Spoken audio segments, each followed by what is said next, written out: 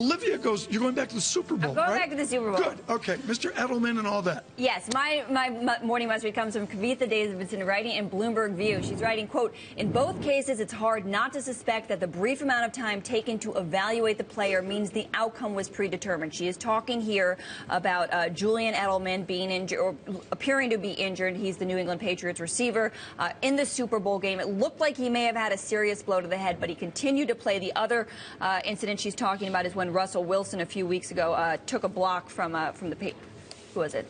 I forget who it was. Yeah, whatever. Yeah, what she's saying is it's yet another way the NFL is using controlled messaging to persuade us its biggest problems are being handled when the only real thing being handled is us. So I thought what was interesting to me watching the game was the way NBC reported assiduously, blow by blow, sorry to use a bad metaphor, on what was happening with the concussion protocol. They kept on using the words concussion protocol, and that was very clearly something that they were being fed by the NFL. This is exactly what we're doing. They made such a big deal out of it in a way that you don't ever see in a football game. But I think the other news to watch, you know, there's what happened on Sunday, and then there's right now I'm looking at news February 3rd, NFL's concussion pact blocked as insufficient.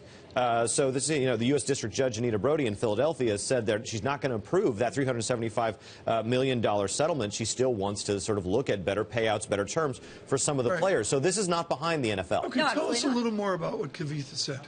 She's also saying she's questioning the new statistics that the NFL is putting out, reporting that concussions decreased by 25%.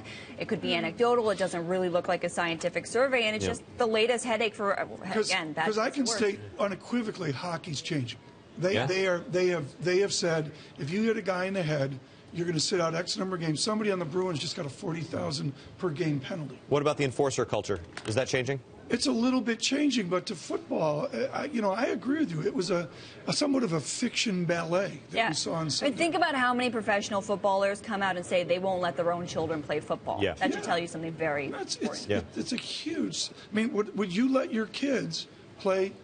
You know, I talked. So my cousin played Division I football, and he said he's not worried about it. He would let his kids play. The real difference, he says, is between college and the pros. They're so much bigger. They're so much faster. It's so much more dangerous. He's fine with college ball and would put a cap on it after that.